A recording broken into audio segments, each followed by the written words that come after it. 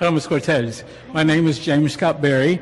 I want to admit I, too, am a registered Republican. However, my mantra of my life is always be willing to be wrong. So maybe you or some of my friends here can convince me to be a Democrat, okay? I'm always open. I'll take you up on it. I used to always call myself a demo pub anyway since I was a teenager. I have two quick questions. If I have time to get them in, we'll see. The first one is on going back to your gun safety idea, but I just wanted to come indirectly at that and ask you if you would be willing to investigate the over 3 million incidences of violent acts and threats of violence allowed in our schools against teachers and against fellow students every year. Now, if you need, I have documentation, government documentation for that. Secondly, I think we can all agree that in every communist country, you don't have free speech. You're not free to hate the communist government or the leaders. In every Muslim country, you certainly don't have free speech to hate Allah or Muhammad or the Quran. You can be killed or put in prison by nightfall. Just to let you know, I would just caution against, really characterizing all predominantly Muslim countries the same. You know, Turkey and many other nations do have democracies, but I do think that there are certain nations like Saudi Arabia, which even my colleague in Congress, Ilhan Omar, has very much spoken truth to power in some of those issues that you bring up as well. But I just wanted to. Well, I have friends in almost every Muslim country in the world, and so I know what I'm talking about, and I know even in the supposedly democracies, they will put you to death if you criticize and blaspheme Muhammad, or at least put you in prison. You do not have the freedom to blaspheme Muhammad, okay? So all I'm just saying, though, is that growing even in the European socialist countries, in Europe and Canada, now you can easily face fines or imprisonment if you use critical hate speech against certain people groups. So my question is, I think we can all agree that love is the greatest aspect of humanity. But would you also agree that the greatest freedom in America and in any free country is the freedom to hate? And this goes to the debate on our college campuses. The freedom to hate is the greatest freedom because in many countries you cannot. And in America, you can hate, well, my time was a little bit taken, okay? In America, you can hate Donald Trump, and because it's not against the law, he cannot put you in prison. Isn't that a great thing? Okay. I think I understand where you're trying to go here, and I think part of it is, I think at the bedrock of what you're discussing is freedom of speech, right, and the freedom of expression, right, and that is what I would call it. Yes. I think that we have a freedom to express ourselves. But we should also know that in the United States, there are also limitations on our freedom of speech. No, only if it involves violence or threats, things that are illegal. But that's not free speech. And so, that's threat. Threats are not free speech. So, and also, beyond violence, I don't think you should say that. I don't think you should say that because that's confusing the issue. Sir, you have your time. Well, sir, I think it's also confusing. With respect, I think it's confusing to say that all Muslim countries would throw folks in prison. I think. Go. I just want to introduce some nuance to the conversation. Go over there. Go do it and see if you come back alive. So I just want to throw some nuance into the conversation, and I'm not trying to have an argument here. I want to have a discussion. Well, you are having an argument, and I would be glad to argue with you. I'd be glad to debate. I'm willing to be wrong. I'm willing to be wrong. Are you willing to be wrong? And absolutely, sir. And I'm absolutely open to being proven wrong on many issues. So when it comes, I'll just let you know my perspective. We can disagree at the end of it, but I want to at least let you know my perspective. My perspective is that we absolutely have a protected freedom of speech. Someone can say, I hate so-and-so, and that is protected speech. Sure. When we think about one of the landmark freedom of speech cases brought down by the Supreme Court, one of those cases and one of the verdicts said another form of of speech that is not protected is yelling fire in a crowded movie theater. Because you're killing people. That will force people to trample one another. Right. And so that's not protected speech. So you can yell fire in the theater if there's a fire. If there's a fire. Okay, so right. That's a ridiculous argument. Right, sir. But he's saying, you know, if she's arguing with me, in I the landmark the right speech. No, sir, it's fine. Because they turned my mic off. Okay, so I have to raise my voice. You fascists turn my mic off. Oh, sir, no, it's. And you can turn his mic on. You don't have to cut it off. I did not ask Thank that to you happen. very much. No, it's totally fine. For me, I think. Fascist. And so I think for me, sir, it's my concern is we have freedom to say, I hate this, I hate that.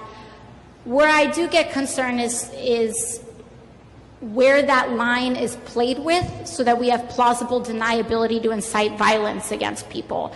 I don't think that the president should have tweeted that video that he tweeted. Do I think he should have gone to jail for it? Absolutely not. But I don't think he should have done that. I think that by endangering Congresswoman Omar, he was playing with this line. And well, I disagree. She endangered herself, okay? That's not endangerment by showing of truth. So showing the truth is endangerment. It's inciting violence to show the truth. That is fascism.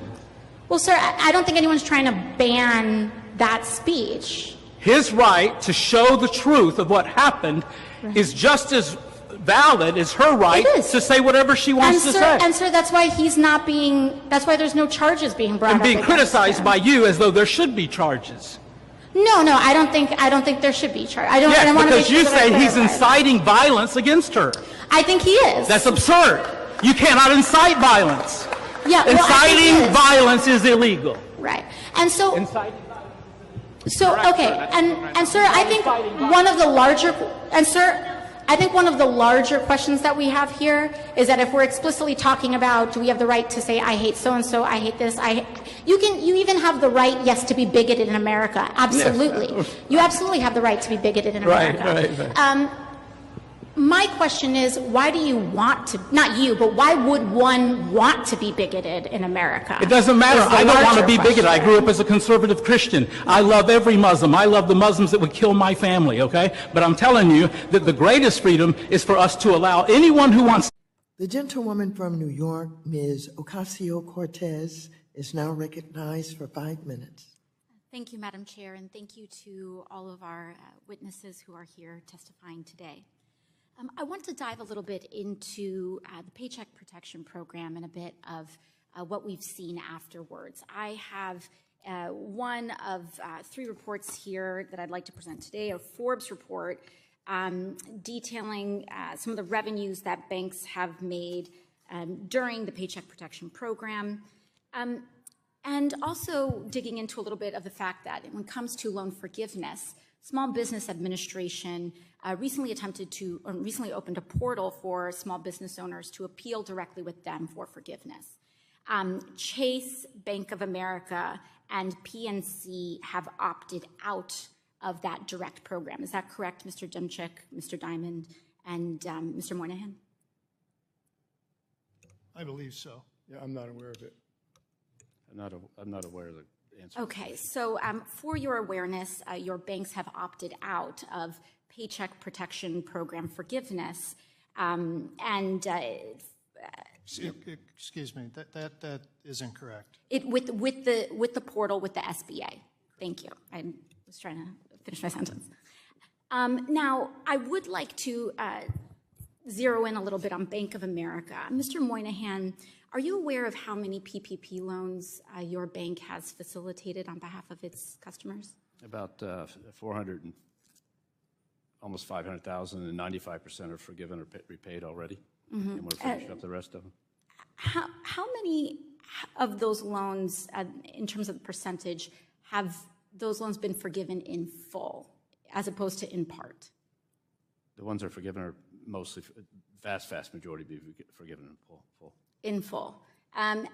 What we're starting to see here with some reporting in The Intercept, and this is just one reason why I was curious about the numbers, is that we're starting to see that Bank of America is refusing to forgive some PPP loans in full, but in terms of the portal that Bank of America has set up, it's very difficult to appeal these decisions. And in fact, what we're seeing is that Bank of America had pre-populated a forgiveness amount in their portal, sometimes drastically lower than small business owners had anticipated and had qualified for.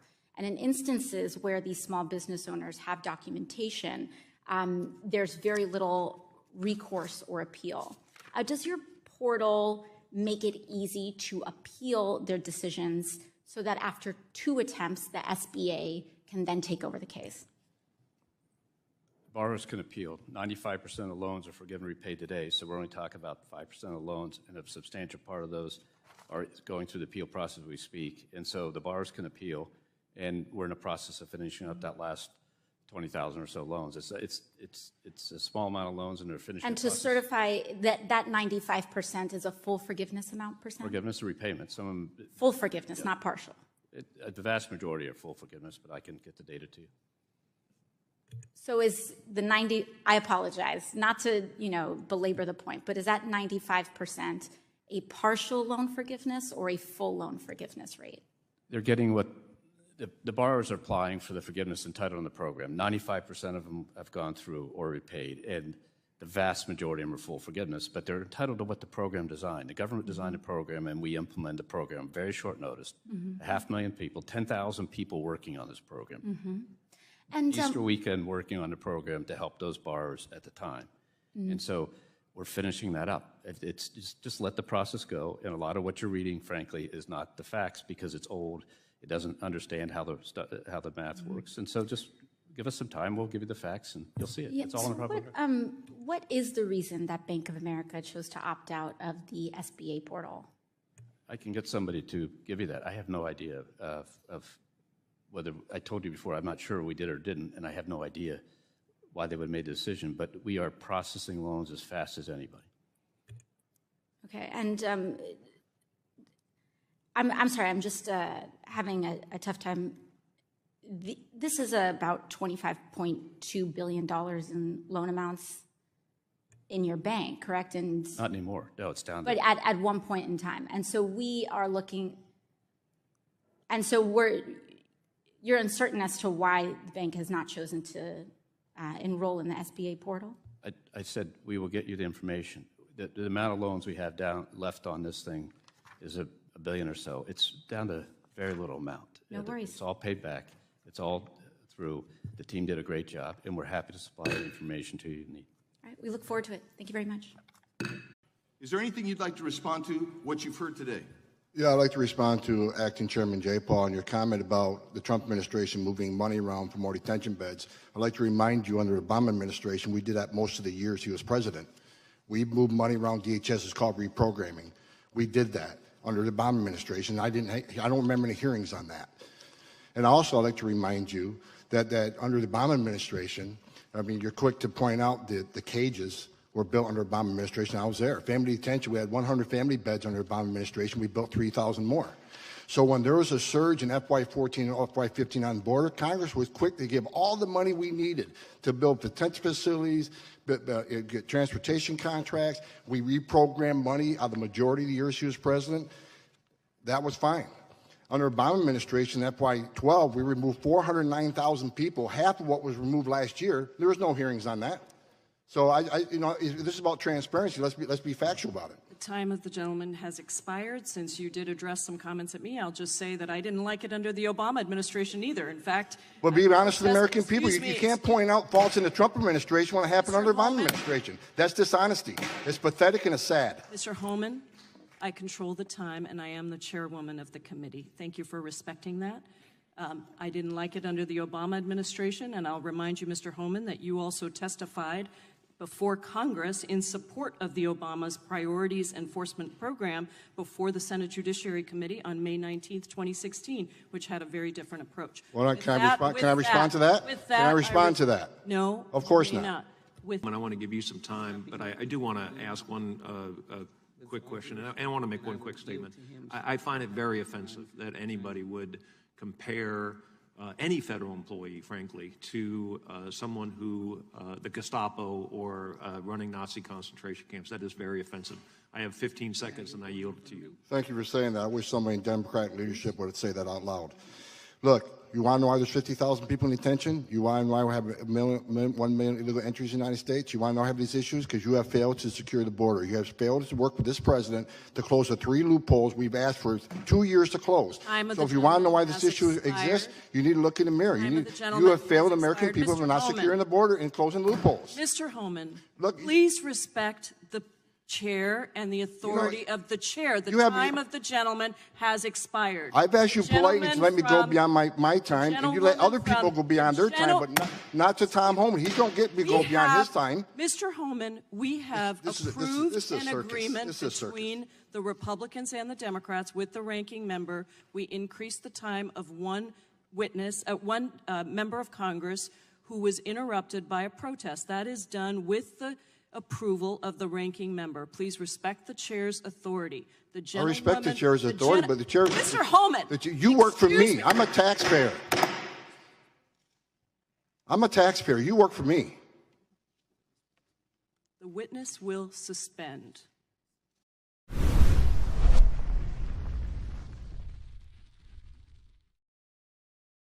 Georgia seek recognition. Mr. Speaker, pursuant to Clause 2A.1 of Rule 9, I seek recognition to give notice of my intent to raise a question of the privileges of the House. The form of the resolution is as follows. Recognized. Censuring Representative Ilhan Omar of Minnesota. Whereas elected members of Congress take an oath to bear true faith and allegiance to the United States without any mental reservation or purpose of evasion. Whereas Representative Ilhan Omar took an oath of allegiance to the United States upon becoming a citizen, declaring, I absolutely and entirely renounce and abjure all allegiance and fidelity to any foreign prince, potentate, state, or sovereignty, of whom or which I have heretofore been a subject or citizen. Whereas on January 27, 2024, Representative Omar gave remarks at an event in Minneapolis in which she made treasonous statements. Whereas Representative Omar said she has spoken to many Somalians who asked her to intercede for the Somali government by pressuring the United States government into certain actions. Whereas Representative Omar assured the Somalians she spoke to, the U.S. government will only do what Somalians in the U.S. tell them to do. They will do what we want and nothing else. They must follow our orders, and that is how we will safeguard the interest of Somalia. Whereas Representative Omar continued, for as long as I am in U.S. Congress, Somalia will never be in danger